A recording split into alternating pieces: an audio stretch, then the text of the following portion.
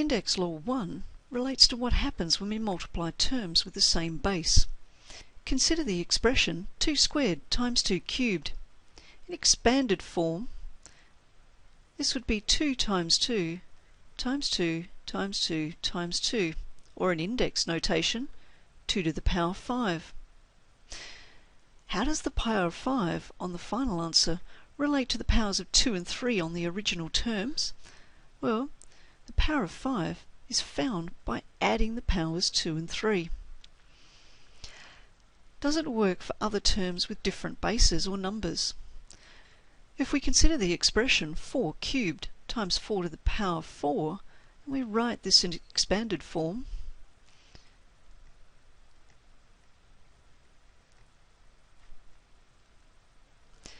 we can see that in index form this would be the same as 4 to the power 7 or 4 to the power 3 plus 4.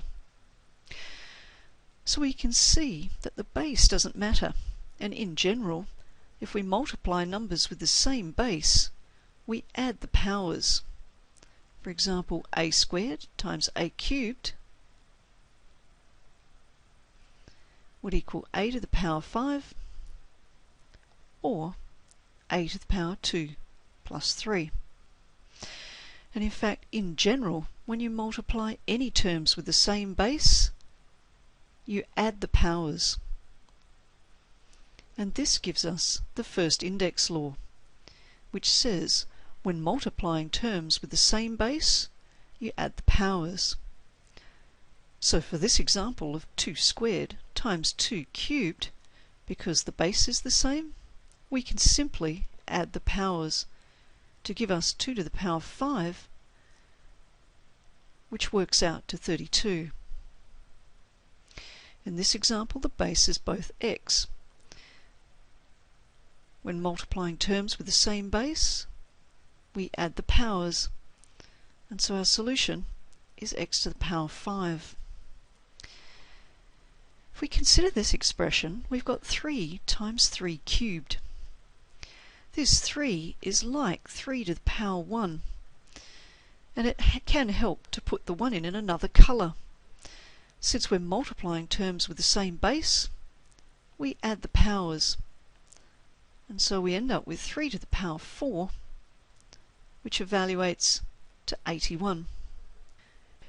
In this example, all the terms have base x, x to the power 4, this is x to the power 1, and x to the power 3.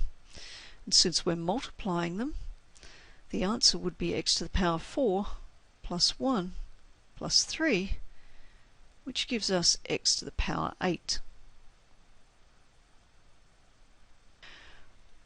What if the terms have coefficients? It's easier sometimes to see this in expanded form, which would be 3 times 4 times x to the power 4 times x squared. 3 fours are 12, and we can add the powers. So it would be 12 x to the power 6. In this example, 2 times minus 4 would give us minus 8, and then it would be a to the power 5 plus 1, which gives us negative 8, a to the power 6. In this particular expression, there's no coefficient in front of this term, but it's actually like a 1. So we would have 1 times 3, which is 3, and we can only add the powers when the bases are the same. So for the base of y, we can add the powers 3 and 2, and then for the base z, we can add the power 1 and the power 2. And we get the answer y, 3 to the 5, z cubed.